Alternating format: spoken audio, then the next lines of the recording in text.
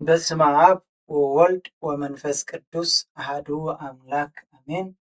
ክብርን ምስጋናን ንእግዚአብሔር አምላኽና ይኹን። ኣብ ኩሉ ኩርናዓት ዓለም ኮንኩም ነዚ መልእኽቲ ትከታተሉ ኣቦታት፣ ኣዴታት፣ ኣሕዋት በብዘለኽሞ ዓዲ፣ በብዘለኽሞ ሰዓት፣ በብዘለኽሞ ግዜ ሰላም እግዚኣብሔር ንኩልኻትኩም ይኹን። እዚ እቲ ኩሉ ግዜ ሰኒ ሰኒ ክኸውን ከሎ ከለብመና ኣብዛ ምድሪ ንፀንሐን ሓፀርቲ ዓመታትና ፍቓድ እግዚኣብሔር ከይድና ፍቓድ እግዚኣብሔር ኔርና ፍቓድ እግዚኣብሔር ፈፂምና ናብቲ ናይ ዘለኣለም ቤትና ንሓዋሩ ምስቶም ቅዱሳን ኣብ ላዕሊ ከንብረና ንዝኽእል መንፈሳዊ ሰብ ከመይ ይመስል መንፈሳዊ ሰብ ክገብሮ ክነብሮ ዝግባእ ካብቲ ፖፕ ሽኖዳ ዝፀሓፍዎ ከለብመና ይኽእል ኢልና ዝሓሰብናዮ ተኸታታሊ ትምህርቲ እግዚኣብሔር ፈቒዱ እግዚኣብሔር ረዲኡ ብተኸታታሊ ክንመሃር ፀኒሕና። ብፍላይ ኣብቲ ዝሓለፈ መንፈሳዊ ሰብሲ ሓያል እዩ ኢልና እቲ ሓይሉ ናይቲ መንፈሳዊ ሰብ ሓያል ዘብሎ እቲ መባእታ ነገሩ ፍቕሪ ኣምላኽ ስለ ዘለዎ ነቲ ፍቕሪ እቲ ነቲ ዘድሓኖ ነቲ ዝፈጠሮ ነቲ ትንፋሱ ነቲ ናብኡ ዝኾነ እግዚኣብሔር ንዕኡ ክብል ዘለዎ ፍቕሪ በዚ ፍቕሪ ዝተበጊሱ ነቲ ሓይሊ ክረክብ ነቲ ናብ ኣምላኽ ክፅጋዕ ከም ዝረድኦ እቲ ካልኣይ እውን ጸሎት ከም ዝኾነ ሓያል ጸሎት ነቲ ፈቃሪ ኣምላኽ ዘለዎ ፍቕሪ ብጸሎት ከም ዝዛረብ በዚ ከዓ ከም ዝሕይል እቲ ካልእ ዝረኣናዮ ናይ ንስሓ ሂወት እዩ። ነቲ ዘፍቅሮ ኣምላኽ ነቲ ብጸሎት ዝዘራረቦ ኣምላኽ ንዕኡ ቅዱስ እሞ ምስኡ ክዘራረብ ምስኡ ክነብር ከሎ ከዓ ቅድስና ከም ዘድልዮ ናይ ንስሓ ሂወት ከም ዘለዎ ኣውግእ ከም ዝብርትዕ ኩሉ ግዜ ኣነ ኣቢሰ እንዴ ኣነ ተጋግየ እንዴ ክብል ዋላ ሓንቲ ከም ዘይስከፍ ዋላ ሓንቲ ከምዚ ሰብ ሎሚ ንክብሩ ዝሓስብ ከም ዘይሓስብ ኣብቲ ዝሓለፈ ርኢና ነርና ማለት እዩ። እግዚኣብሔር ፈቒዱ ሎማዓንቲ ከዓ ኣብዚ እግዚኣብሔር ብምሕረቱ ዝሃበና ግዜ መንፈሳዊ ሰብ እቲ ብርቱዕ ሰብ ዝተባሃለ ንርእሲ ግድኣት ዘለዎ ብርታዕ ርእስኻ ንምቁፅፃር ስምዒትካ ሓሳባትካ ማዕረ ክንደይ ከም መንፈሳዊ ሰብ ሓያል ክትከውን ትሕር ኮንካ እቲ ንርእስኻ ምግታእ እንታይ መስል ዝብል ከም ፍቓድ እግዚኣብሔር ክንርኢ ኢና።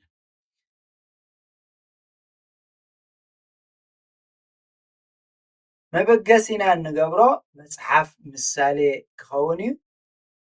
ንኹራ ደንጓይ ዝኾነ ካብ ጅግና ይበልፅ ንኹራ ደንጓይ ዝኾነ ካብ ጅግና ይሕረ ካብቲ ንከተማ ዝሕሉ ከዓ መንፈሱ ዝገትእ ወይ ከዓ ዝገዝእ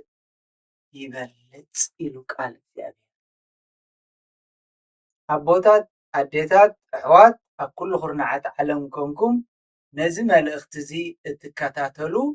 መንፈሳዊ ሰብ ኣብ ውሽጡ ብርቱዕ እዩ ኢልና ክንመሃር ብተደጋጋሚ ክንብሎ ዝፀናሕና ብርትዕኡ ንርእሱ ኣብ ምግታእ ይኸውን። ነዚ ንጉስ ሰሎሞን ዝብሎ ዘሎ ኣብ ሓድሽ ኪዳን ሐዋርያ ቅዱስ ጳውሎስ ነዚ መልእኽቲ እዚ ከረጋግፅ ከሎ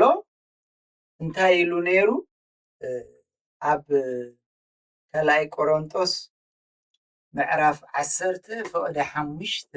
እንረኽቦ ቃል ኣዝዩ ፍሉይ ዝኾነ ቃል ኣሎ። ነቲ ቃል ከንብቦ እየ። እቲ ቃል እንታይ እዩ ዝብል? ብኡ ከዓ ሓሳባትን ምስ ፍልጠት ኣምላኽ ንዝፃላእ ልዕል ዝበለ ነገራት ልዕል ዝበለ ነገር ኩሉን እናፍረስና ኩሉ ኣእምሮ ንምእዛዝ ክርስቶስ ንማርኾ ኩሉ ሓሳብ ኩሉ ዝግበር ንኽብሪ ኣምላኽ ክግበር ኢልና ኢና እግዚኣብሔር ኣብዛ ምድሪ እዚኣ ቀሚጡ። ስለዚ ስምዒታትና ኣብ ዓለም ዘሎ ዝዋግኣና ኩሉ ነገር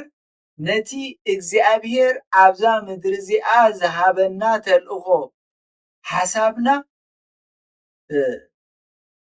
ክንቋፃፀር፣ ስምዒታትና ክንቋፃፀር፣ ብዕንትና ብምጥማት፣ በእዛና ብምስማዕ፣ በቲ ናይ ምድህሳስ ኣካላትና ብምትንካፍ ናብ ኣእምሮና ንዝመፅእ ነገር ብምሉኡ ክነቋፃፀሮ ንስምዒታትና ህርመት ልብና ብምሉኡ መንፈሳዊ ሰብ ብሓያል ከብለና ኣብዛ ምድሪ እዚኣ ከም መንፈሳውያን ንብዙሓት ብርሃን ንብዙሓት ጨው ክንከውን እንተኮይንና ኢሎም ፖፕ ሽኖዳ እዚአን ኣብ ሂወትና ካብ ክህልዋ ካብ ዝግበአን ንልሳንና ክንቋፃፀሮ ካብ ኣፍና ዝኾነ ሓጢኣት ቃል ከይወፅእ ከምቲ ቅዱስ ያዕቆብ እንታይ ኢሉ ኣሎ ኣብቲ ናይ መልእኽቱ ዝፀሓፎ ከምዚ ኢሉ ኣሎ ኩላትና ብብዙሕ ነገር ነስሕት ኢና እሞ ሓደ እኳ ብቃል ዘይስሕት እንተሎ ንብዘሎ ስግኡ ክለጉም ዝከኣሎ ኣስተውዕሉ ሕጂ ንብዘሎ ስግኡ እንታይ ክለጉም ዝከኣሎ ብቑዕ ኢሉ ፍቲ ያዕቆብ 3 ፍቕዲ 2 ከም ተቐዲምና ኣብ ካልኣይ ቆሮንጦስ 15 ክንብሎ ፀናሕና ኩሉ ኣእምሮ ንምእዛዝ ክርስቶስ ንማርኾ ኣለና ዝበለ ኩሉ ስምዒት ኩሉ ሓሳብ ኩሉ ነገራት ናብ ክርስቶስ ገፁ ከማእዝነና ናብቲ ዋጋና ዝኸፈለ ናብቲ ኣብ ሰማይ ቦታ ከዳልወልና ዝኸደ ንዑ ዝበቅዕ ክኸውን ስለዚ ያዕቆብ እንታይ እዩ ዝብል ዘሎ ሓደ እኳ ብቃል ዘይስሕት እንተሎ ንሱ ንብዘሎ ስግኡ እንታይ ገይርዎ እዩ ክለጉም ዝከኣሎ ንሱ እንታይ ኢልዎ ብቑዕ ሰብ ንሱ ብቑዕ ሰብ እግዚኣብሔር ስለዚ ኣቦታት ኣዴታት ኣሕዋት ንርእስኻ ንሓሳብካ ንስምዒታትካ ንኩሉ ኣካላትካ ምቁፅፃር ብርትዐ ኣብቲ መደምደምቲኦም ክገብሩ ከለዉ ፖፕ ሽኖዳ እንታይ ኢሎም መንፈሳዊ ሰብ ንባህርያቱን ንስምዒታቱን ይቆፃፀር ካብቲ ዘቆጥዖ ነገራት ድማ ይሃድም የምልጥ ኣብዚ ናይ ወለድና ዘሎ ምሳሌ ብጣዕሚ ዝገርመኒ እቲ ካብ ኣፍካ ዝወፀት ቃል ጎይታኻ እያ እቲ ኣብ ልብኻ ዘሎ ቃል ግን ግልያኻ ወይ ከዓ ከም ብፃይካ ኢሎም ብትክክል ዘይከምፅኦ ክእል ይኸውን ግን እቲ ምሳሌ እቲ ሓንሳብ ካብ ቃልካ ዝወፀት ክትገዝኣካ ባርያ ክትገብረካ ብኣ ክትቀጥቀጥ ብኣ ክትውቀስ ብኣ ክትንቀፍ ክትገብረካ ኮላ እታ ስምዒታትካ ተቆፃፂርካ ኣብ ከንፈርካ ደው ዝበለት ቃል ግን በቃ ግልያኻ ብፃይካ ዓርክኻ ስለዚ ግዳማዊ ዘቆጥዕ ነገር ነቲ መንፈሳዊ ሰብ ንውሽጡ ኣይርብሾን ንሱ ካብኡ ይሕይል እሞ ንኣብነት ንዑ ሰብ ዝብድሎ እንድሕር ኣጋጢሞሲ ኣይቁጣዕን ኣብ ቅድሚ ኩሉ ሰብ ፅቡቅ ዝኸውን ሓሳብ እዩ ዘምፅእ ፅቡቅ ዝኾነ ሓሳብ ከምቲ ኣብ ሮሜ 12:17 ዝብሎ ኣብ ቅድሚ ኩሉ ሰብ ኣብ ቅድሚ ኩሉ ሰብ ነቲ ኣብ ቅድሚ ኩሉ ሰብ ፅቡቕ ዝኸውን ደኣ ሕሰቡ እምበር ሓደ እኳ ክፋእ ኣብ ክንዲ ክፋእ ኣይትፍለይ። ሕጂ ኣብዚ ኢና ንሕና ንጎድል ንነብሲ ወከፍና ኮፍ ኢልና ባዕልና ንነብስና ክንመዝና ከለና ኣብቲ ሚዛን እንታይ ኮይና ኢና ንርከብ እንድሕር ኢልና ኩሉ ግዜ ነቲ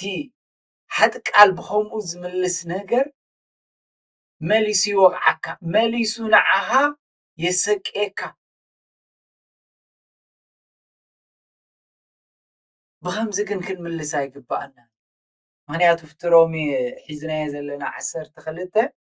فوق 21 ካብቲ 17 ዝፀናሕናዮ ዘሊልኩም ናብ 21 እንድሕር ከይድኩም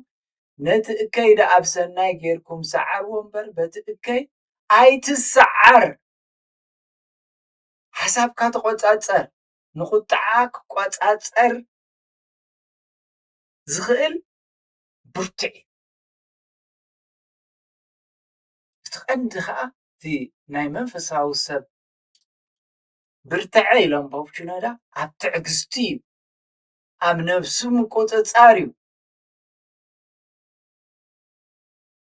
ፀገማት ፀበባ ዝደፍእ ነገራት ክንቋፃፀር ክንክእል ብፈተና እንተሳቀየና ብደገና እንተደፍአ ንውሽጥና ግን ኣይከናውፆን ናይ ቦና እዮም እቲ ታሪኹ ብምሉእ እንድሕር መፅሓፍ እዮም ርኢናዮ ነቲ ኣብ ነፍሱ ዝወርድ ዝነበረ ክቋፃፀሮ ከሎ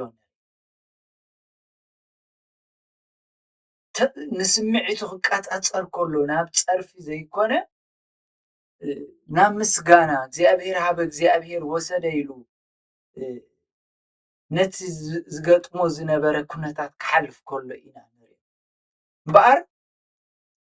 ኣብ ሮሚ 15 ፍቕዲ 1 እንታይ ይብለና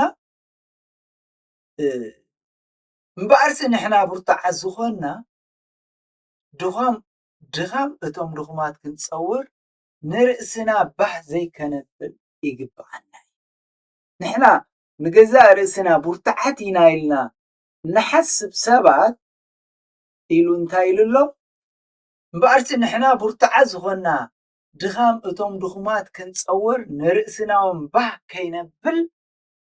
ይግባአና ሕጂ ኣብዚ እዩ ዝምዘን እቲ መንፈሳዊ ሰብ ብርቱዕ እዩ ክንበሃል ከለና ማዕረ ክንደይ ግትኣት ርእሱ ይገብር ማዕረ ክንደይ ኣነ እፈልጥ እየ ኣነ ብሉፅ እየ ኣነ ከምዚ እየ ኣነ ከምዚ እየ ኢሉ ንርእሱ ኣብ ዝሓሸ ቦታ ዘቐመጠ ፅቡቕ እሞ ነቶም ድኹማት ኢልካ ነቶም ኣይፈለጥዎም ነቶም ተጋጊዮም ኣለዉ ነቶም ኣይበፅሕዎም ነቶም እዚኦም ትብሎም ክትነቕፎም ጉዶም ከተውፅእ ከተርሕቆም ዘይኮነስ ድኻሞም ክትፀውር ኣብዚ መንፈሳዊ ብርትዕን ትዕግስትን ርእስኻ መግታእን ዘሎ ኢሎም እቲ ኣብ ውሽጢ ሓያል ዝኾነ ሰብ ንሓጥእ ይቕረ ክብል ይኽእል እዩ እዚ ከዓ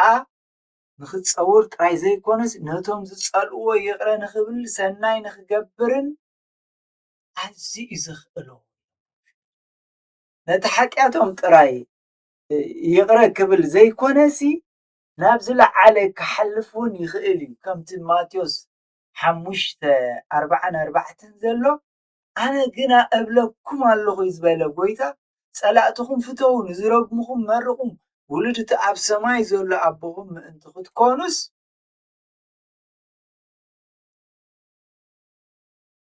ንሱ ንኽፉኣትን ንሕያዎትን ፀሓይ ንፃድቃን ንሓጣን ድማ ዝናብ የዝንብ እሞ ንፀልእኹም ፅቡቅ ግበሩ ስለቶም ፀርፍኩም ሰብክኹም ፀልዩ ዝተባሃለ እዚ ክገብር ዋላ ሓንቲ የፀግሞ ነዚ ክገብርሲ ዋላ ሓንቲ ኣየሸግሮን እቲ ድኹም ዝኾነ ዝፀሮ እዩ ዝደሊ እቲ ብርቱዕ ግና ንኻልኦት እዩ ዝፀውር ነቲ ድኹም ሰብ ዘለዎ ሕማቕ ኩሉ ጉድለታት ንዕኡ ክንሽከም ዝተፀዋዕና ሰባት መንፈሳዊ ሰብ ብርቱዕ ክንብል ከለና ከምቲ ኣብ ማቴዎስ 5:39 ክሳብ 41 ዘሎ የማነይትኻን ዝወቃዓካ ተኻላይቲ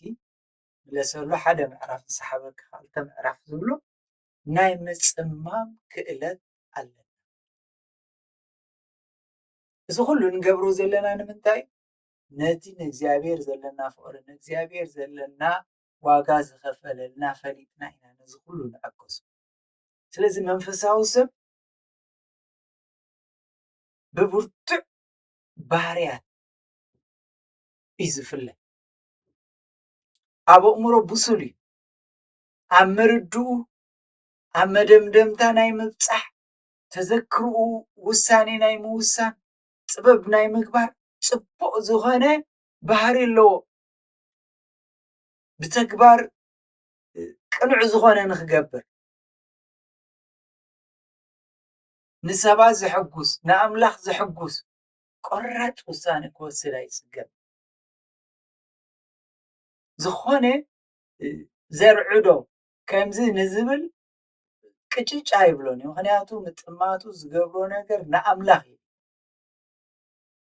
እንታይ ዝሓስብ ከምቲ ናይ ትንቢት ዘካርያስ ምዕራፍ 4:7 ዘሎ ኣተዓባኽረን መን ኢኻ ኣብ ቅድሚ ዝሩባቤል ጎልጎል ክትከውን ኢኻ። ስለዚ እንታይ እዩ ዝሓስብ? እቲ ዓብ እግዚኣብሔር ሒዙ ከም ዘሎ ኣብ ቅድሙ ደው ክብል ዝኽእል ዋላ ሓንቲ ከምዘየለ እዩ ዝሓስብ። እዚ ሓሲቡ እዚ ተረዲኡ እዩ ዝኸይድ። ዓብ ነገር ሓደገኛ ዝመስል እኳ እንተኾነ ኣነ ሓላፍነት ክሽከም ድሓን ናባይ ግደፎ ነዚ ዕየይኩምኑ ዘለኹም እግዚኣብሔር ብዝረዳእኒ ኢሉ ብዕቱብ ካብቲ ትፅቢት ዝግበረሉ ንላዕሊ ብግብሪ ክፍፅም ይኽእል። ምክንያቱ ንኩሉ ብትዕግስቲ ንኣምላኹ እናጠመተ ኣብቲ ዝበሎ ቃል ንኣምላኹ ኢሉ ከም ዝኣተወ ቃል ፈሊጡ ነቲ ቃል እዩ ዝነብሮ። ንዑ ኢሉ ይዕገስ። ዕንቅፋት ከጋጥሞ ከሎ ኣይጭነቕን። ዝገብሮ ዘለኹ ንኣምላኽ ኢለኒ ኣይወኽን እዩ ኣይፈርሕን እዩ።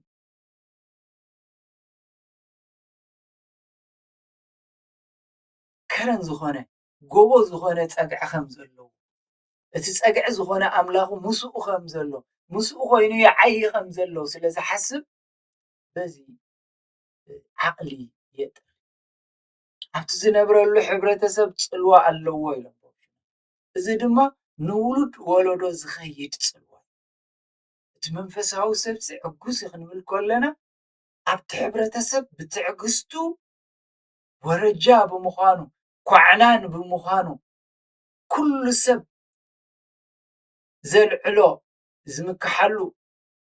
ንብዙሓት ከዓ ዝዝንተወሉ እዩ። ምክንያቱ መንፈሳዊ ሰብ ዱልዱል ከብሎ ዝኽእል በቲ ከባቢኡ ዝግበር ነገር ኣይፅለውን። ከምቲ ሮሜ 12:2 ነዛ ዓለም እዚኣ ኣይትምሰልዋ ስለ ዝተባሃለ ምሳ ዓለም እዚኣ ዘሰማምዕ ነገር ዋላ ሓንቲ የብሉን። ኩሎም ቶም ዝሓለፉ ናይ እምነት ጀጋኑ ከዓ ከምዚ ኢሎም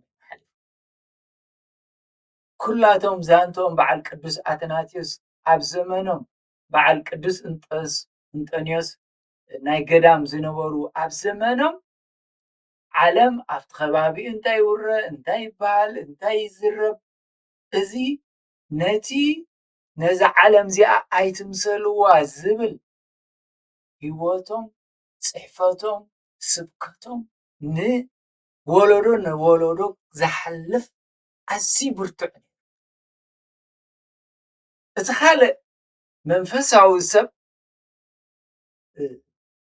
ኣዝዩ ዕጉስ ክኸውን ዝግብኦ ቃል ኣምላኽ ስለዘይሲ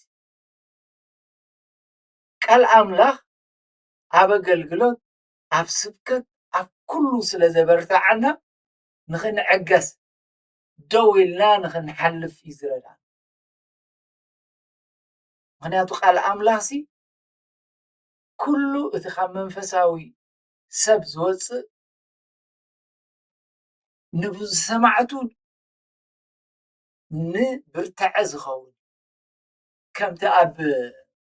ቃል እግዚኣብሔር ንረኽቦ ኣብ ኢሳያስ 55 ፍቕዲ 11 እቲ ካብ ኣፈይ ዝወፅእ ቃለይ ከዓ ከምኡ ክኸውን እዩ ነቲ ኣነ ዝብሎ ከስልጥ ኣብቲ ኣነ ዝልእኮ ከቕንዕ እምበር ብኸንቱ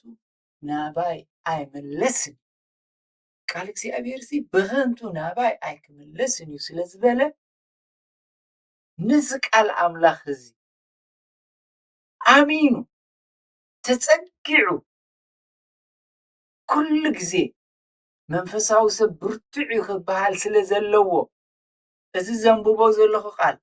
እዚ ሰምዖ ዘለኹ ስብከት እዚ ዝመላለሶ ዘለኹ ናይ ቤተ ክርስቲያን ነገር ኣባይ ሓደ መዓልቲ ከዓ እቲ መንፈሳዊ ሰብ ቃላቱ ካብ ካልኦት ሓያል ፅልዋ ኣብ ኣገልግሎቱ ሃልሃል ዝብል ፍቕሪ ዘለዎ እንታይ እዩ እንድሕር ኢልና እዚ ተስፋ ስለ ዘለዎ ሃዋርያ ቅዱስ ጳውሎስ ኣብነት ዝኾነና ኣብ ግብሪ ሃዋርያት ምዕራፍ 24 ፍቕዲ 25 ከይድና እንድሕር ኢልናዮ ኣብ ቅድሚ እቲ ፊሊክስ ዝበሃል ገዛኢ ተኣሲሩ ተማሪኹ ክወፅእ ዘይክእል ከሎሲ እቲ ንሱ ዝዛረቦ ግን ነቲ ንጉስ ክፈርሕ ከሎ ብናይ ፅድቅን ንፅህናን ብናይ ዝመፅእ ፍርድን ምስ ነገሮ ፊሊክስ እቲ ንጉስ እኮ እዩ እቲ ንኩሉ ዝመልኽ እኮ እዩ እቲ ኣነ ከምዚየ ዝብል እኮ እዩ ሰንበደ ሕጅስ መንገድኻ ብዝምችእ ግዜ ክትመፅእ ክልእ ከልካየ ዝተኣሰረስ ቃል ተስፋ ስለ ዘለዎ ነቲ ቃል ከዓ ብትዕግስቲ እግዚኣብሔር ክሰምዓኒ እዩ መንግስቲ ከውርሰኒ ኢሉ ነቲ ቃል እቲ ኣምኖ ስለ ዝነበረ እቲ ዝዛረቦ ቃል ነቲ ንጉስ ኣዝዩ ኣሰር ዋላ ንንጉስ ኣግሪጳስ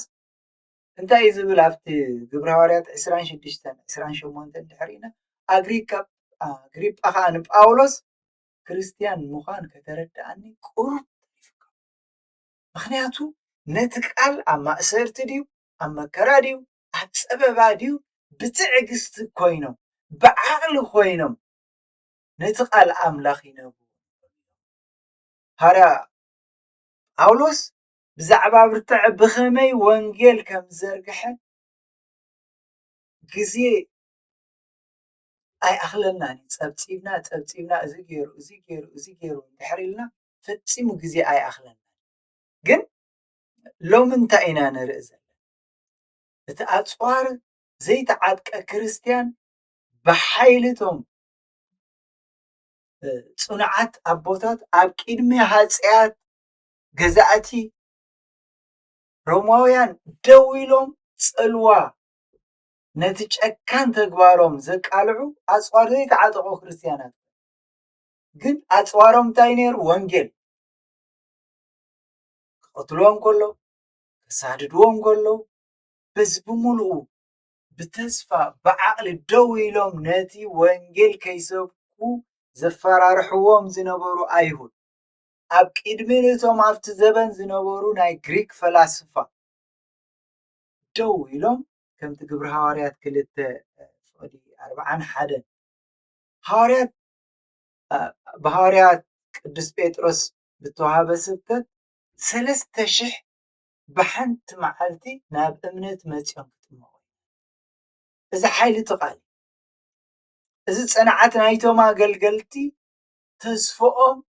ኣብ ኣምላኽ ስለ ዝገበሩ ንኩሉ ነቲ ዝመፅኦም ዝነበረ ብዓቕሊ ክገጥሙ ከለዉ ንርኢ ግብሪ ሃዋርያት 6:7 ዋላ እንድሕር ኢና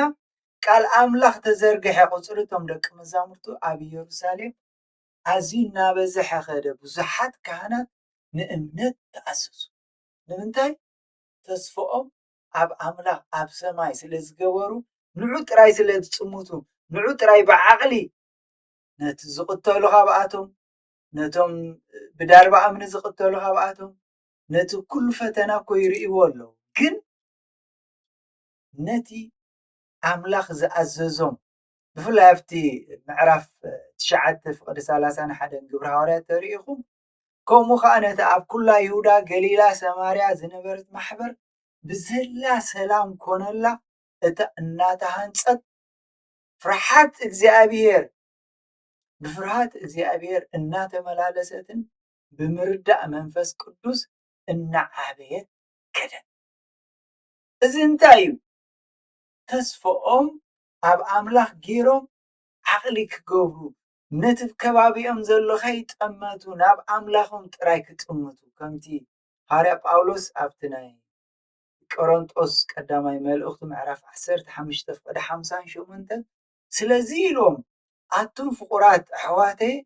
ፃዕርኹም ብጎይታ ከንቱ ከም ዘይኮነ ፈሊጥኩም ብዕዮ ጎይታ ፅኑዓት ዘይትናቃነቁ ኩሉ ግዜ ዕዙዛት ኩኑ ዝበሎም ኣቦታት ኣዴታት ኣሕዋት ዓቕሊ ጥሪና ኣብ ዘመንና በቲ ንነብሮ በቲ ንሰምዖ በቲ ንመላለሶ ካብቲ ንሰምዖ ብዓለም ዘሎ እቲ ናይ ንሰምዖ ናይ ቃል እግዚኣብሔር ቀዳምነት ሂብና ብዓቕሊ ብርሃን ክንከውን ጨው ክንከውን መቐረት ክንከውን ዝተፀዋዕና መንፈሳዊ ሰብ ኣብ ኣገልግሎቱ ፅኑዕ እዩ ኣብ ስብከቱ ኣብቲ ዝተፀውዖ ክበሃል ከሎ እዚ ፀዋዒት እዚ ንኩላና ንሓደ ካህን ንሓደ ገልጋሊ ጥራይ ዘይኮነ ንኩላና እዩ ዝፀዋዒት ንኩላና ቃል እግዚኣብሔር ከምዚ እዩ ዝብለና ከምዚ ኢሉ ክምህረና ከምዚ ኢሉ ክዛረበና ከሎ ሓደ ነገር ክንሓስብ ይግባእ ኣብቲ ዝተፀውዖ ፅዋዓ ኣብ መንፈሳዊ ፅልዋ ኣብ መንፈሳዊ ፍረ ኣዝዩ ይብርትዕ ኣብ ቆሎሴ 1:28 ልክዕ ከምኡ እዩ ቆሎሴ 1:29 ፍረ ዝፈሪ ኩሉ ግዜ ከዓ ነቲ